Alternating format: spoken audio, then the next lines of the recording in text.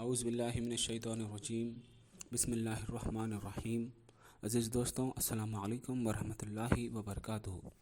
15 روزہ on line سیرت رسول صلی اللہ علیہ وسلم کو اس پروگرام کے 10ویں سیشن میں آپ تمام کا استقبال ہے۔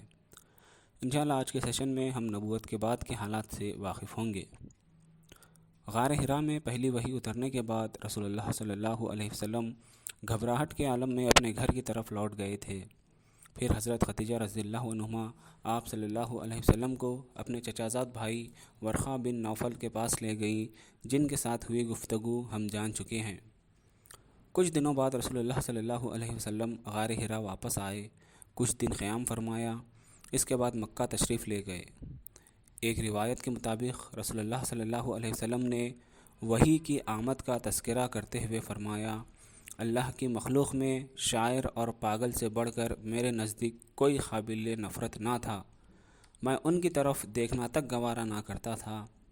اب جو وحی مجھ پہ نازل ہوئی تو میں نے اپنے جی میں کہا کہ یہ ناکارہ شاعر یا پاگل ہے، میرے بارے میں قریش ایسی باتیں نہ کر سکیں گے۔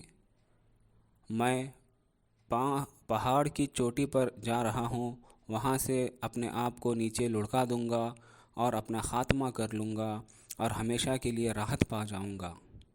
آپ صلی اللہ علیہ وسلم فرماتے ہیں کہ میں جب یہی سوچ کر پہاڑ کے بیچ پہنچا تو آسمان سے آواز سنائی دی، اے محمد صلی اللہ علیہ وسلم، تم اللہ کے رسول ہو اور میں جبرائیل ہوں۔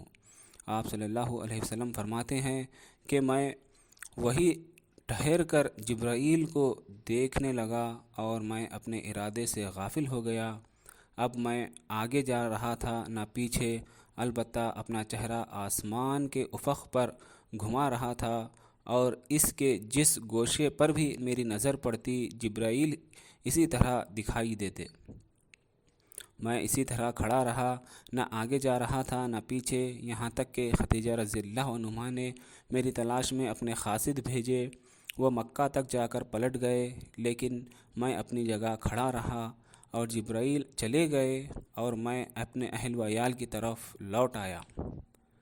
واپس آ کر آپ صلی اللہ علیہ وسلم نے حضرت خدیجہ رضی اللہ عنہا کو سارا واقعہ سنا دیا۔ حضرت خدیجہ رضی اللہ عنہا نے کہا کہ آپ خوش ہو جائیے اور آپ ثابت قدم رہیے، اس ذات کی قسم جس کے قبضے میں میری جان ہے، میں امید کرتی ہوں کہ آپ صلی اللہ علیہ وسلم اس امت کے نبی ہوں گے۔ پھر حضرت خدیجہ رضی اللہ عنہا نے ورقہ بن نوفل کو یہ سارا واقعہ سنایا۔ ورقہ نے کہا، قدوس قدوس، اس ذات کی قسم جس کے ہاتھ میں ورقہ کی جان ہے، ان کے پاس وہی ناموس اکبر آیا ہے جو موسیٰ علیہ السلام کے پاس آیا کرتا تھا، یہ اس امت کے نبی ہیں، ان سے کہو ثابت قدم رہیں۔